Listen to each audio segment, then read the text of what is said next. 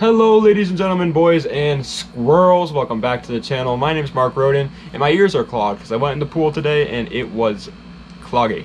It's a cloggy pool. Also guys, I want to say really quick before we get into this video, first of all, it's going to be top 10 all-wheel drive cars for under $10,000. We did front wheel drive, we did rear wheel drive, now it's all-wheel drive.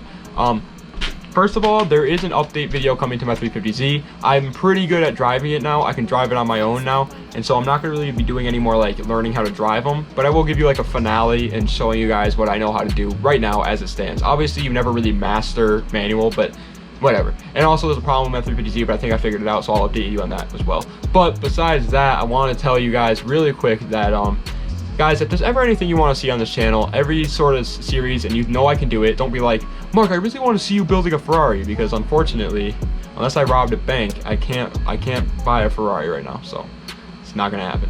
Anyway, guys, let me know. If you want to see something, let me know. Worst I can say is no, you know what I mean? Anyway, guys, let's get right into it.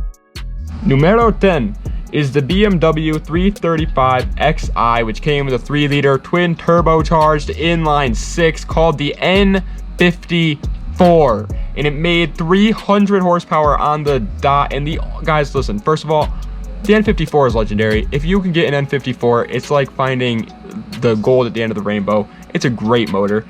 But the reason why I put this car this low is because I always put this car very high. I always put it as number 1 or number 2.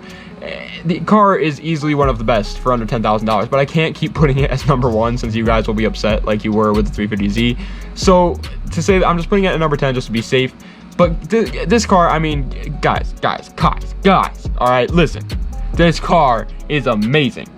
It is extremely popular in the scene as well. There's thousands and thousands of people who own 335is that just want to help.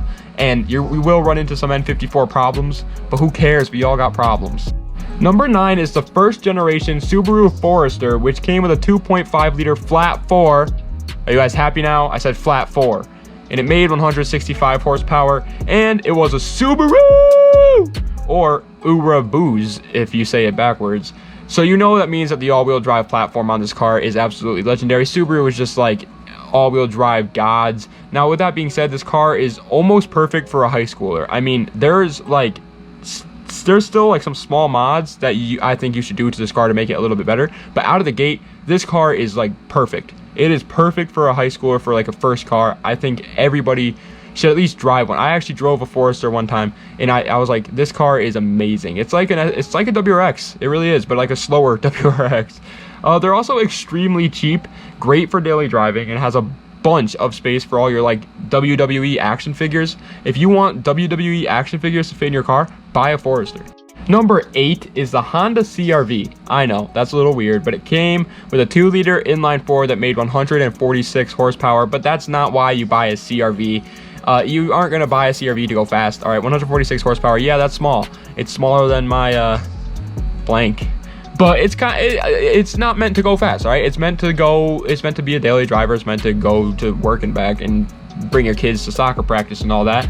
It's kind of weird for me to put this car on the list, to be honest, because it's not like a special car in any means, but over the recent years, it's become like a small little community of these guys that just mod these cars and slam them to the ground. And every time I see one, I can't help but smile a little bit. They're just makes me so happy. They're such an odd choice. Like, it's a Honda CR-V, and it's like lowered, and you're like, that works. It oddly works, and I love it. If you want to get the most out of your car with mods, maybe not the best choice, but for daily driving, it's perfect. Number 7 is such an underrated beast. It's the Mazda Speed 6, coming with a 2.3 liter turbocharged inline 4 that made 220 horsepower, and it was freaking so underrated, man. I have said before that the Speed 3 itself is underrated, and this car, the Speed 6, is double the underratedness, all right? It is like nobody in the world even knows this car exists, let alone it's a fast, moddable daily driver. You see one of these cars on the road, and you kind of think it's just like a, you know, daily driver, nothing like special about it, nothing cool, but they're super sick in my opinion. And apparently, apparently the engines have a little bit of reliability issues, but then again, it's a Mazda, man, and if you're buying a Mazda, you gotta expect some reliability issues. Mazda RX-7 is my dream car. When I buy it though, I'm gonna take out a second mortgage on my home. It's kind of what you have to do.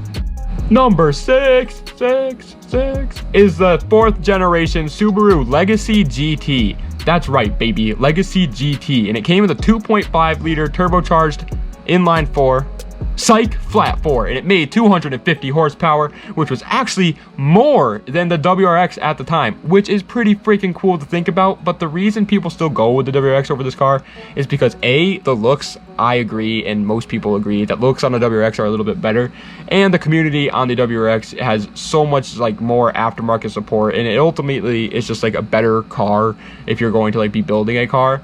But more people go with that over this. But if you can get past that, these cars are faster, cheaper than a WRX right now, and a little bit even more reliable than a WRX right now. So go pick one up. Number 5, halfway through the list, it's the Infiniti G37x. That X stands for xylophone, and it came with a 3.7 liter V6 that made 330 horsepower. And I know that sounds a little bit too good to be true, but it freaking isn't, man. All right, it had the 370Z engine in it, the VQ37HR. That's right, the VQ37HR, the same motor that's in the 370Z, is in the G37X. And on top of that, it's all-wheel drive, man. As obviously, I mean, we're talking about all-wheel drive, but still, it's all-wheel drive. The sedans of these cars are actually extremely easy to find, sitting right around like the $7,000 mark. And since most people don't understand what these cars are just yet, they will negotiate and they don't modify them that much. And I think within the next 20 years, these cars will become a classic too. So get your hands on one now. Have a blast modifying it. It's a 370Z, man, but with 4 doors. Number 4 is not Subaru, the Volvo S60 R, and it came with a 2.5 liter turbocharged inline 5, which is weird, and it made 300 horsepower, and it was the sweetest speedster, my boy. Swede speed. All right, this thing is so quick. It's only like 300 horsepower. What? For some reason, people just kind of forgot about it though. Where I'm from, there's like, honestly, there's like a destined group of them. They like go everywhere together, like the freaking Power Rangers. But besides them, I never really see them everywhere. Like, this car is not too popular. Once again, like I said, you'll find those like that group of people that like, they're like, Volvo S60 R is like the best car ever built. I'd rather have a Volvo S60 R than a Lamborghini. But since they're pretty unknown, prices for these things also are extremely cheap, but expect to pay a pretty penny on mods because it's not the most popular car. Third place is super freaking underrated. It's the Ford Taurus SHO. Listen, it's a legend in the making. I promise you that. It came with a 3.5 liter twin turbocharged V6 that made 365 horsepower. That's freaking right, baby. That much horsepower in a little tiny sedan. On top of that, this is also the newest car on the list, but people always, like, why wouldn't you buy this? People always underestimate, like, police cars until it's too late and they're all up for sale because they moved on to the next best thing. So get your hands on one now, man. There's a reason the police use these cars. Same with the Ford Crown Vic. Everybody learned after the Ford Crown Vic went up for auction that it was a good choice. Before that, they were like, oh, it's just a commuter car. Once these Ford Taurus SHOs go up for auction, you guys are going to be like, yo, these are freaking quick. They look so cool, and they're still a great choice for a daily driver. Just imagine the satisfaction of gapping people in one of these. And you're going to pick them all up. Second place is the Audi S4 B7. One of my favorite Audi S4s, if I'm being honest. And it came with a 4.2 liter V8 that made 340 horsepower. And it wasn't just all-wheel drive, but quattro all-wheel drive. It's also the only car on this list that was a V8. It also has one of the highest horsepower numbers on this list. It also looked extremely good in my personal opinion. It was just perfect in almost every single department except maybe modability, since these cars are pretty expensive to maintain since it's an Audi. That's right, all those things combined into one car and you get the Audi S4 B7. Also, on top of that, this is a naturally aspirated Audi. So imagine a forced induction. Imagine adding a supercharger to this car. I would poop in my pants. If you took me for a ride in the supercharged S4 B7, I would fart a little bit. And a little wetness would come out, I'm not gonna lie. But first place, it's the king of all-wheel drive, the legend himself, the Subaru WRX Hawkeye. And it came with a 2.5 liter turbocharged inline 4 that made 225 horsepower. And I know that sounds extremely freaking low to be number 1, but when it comes to all-wheel drive, there's a reason everybody goes with the Subaru. It's like the all-wheel drive Civic, meaning that parts are cheap. It's so freaking easy to get more power out of a WRX. There's also personally, in my opinion, I think that there's no community out there right now that's bigger than the WRX community. I think there's always going to be somebody out there who wants to help you out. If you have a problem with your WRX, there will be somebody that knows how to fix that problem. I promise you that. This car is just like, so forgiving, has such a big community. It pretty much, this is a car where it's like, if you want to be safe when buying an all-wheel drive car, if you don't want to take any risks, buy a WRX, because they're just that good. They're really just good. Like, everything about the car is good. On top of that, it looks awesome. They made millions and millions of parts for these cars. Like I said before, the community is huge. The all-wheel drive in it is one of the best all-wheel drive systems in any car ever built. There's a reason why everybody buys them, guys. But unfortunately, all good things must come to an end. That is the end of this list, ladies and gentlemen. I am so sad. I'm gonna go cry myself to sleep. Not really. I might. Who knows? But anyway, guys, if you enjoyed, please like, comment, and subscribe. Comment, please, some other video ideas you want to see. I love the good and the bad, the ugly. I'm not going to stop that. I love doing top 10s. I won't stop that. And trust me, I'm going to be doing a lot more like car vlog style videos coming very, very soon. So definitely stay up to date on that.